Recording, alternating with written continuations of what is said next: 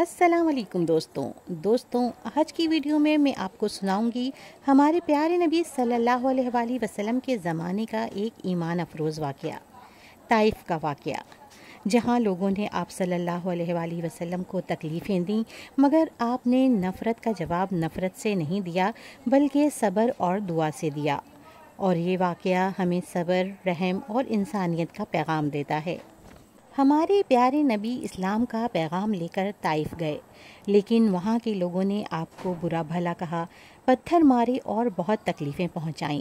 آپ صلی اللہ علیہ وآلہ وسلم خون میں لت پت ہو گئے۔ اسی وقت جبرائیل امین علیہ السلام آپ کی خدمت میں حاضر ہوئے اور عرض کیا، یا رسول اللہ صلی اللہ علیہ وآلہ وسلم، اگر آپ حکم دیں تو میں ان لوگوں کو 2 پہاڑوں کے درمیان کچل دوں۔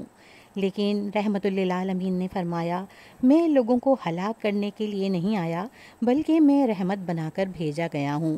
میں دعا کرتا ہوں کہ ان کی نسلوں میں سے ایسے لوگ پیدا ہوں جو اللہ کو پہچاننے والے اور اس کی عبادت کرنے والے ہوں۔ اور دوستوں، وقت گزرتا گیا اور وہی طائف کے لوگ اسلام قبول کر گئے۔ سبحان اللہ۔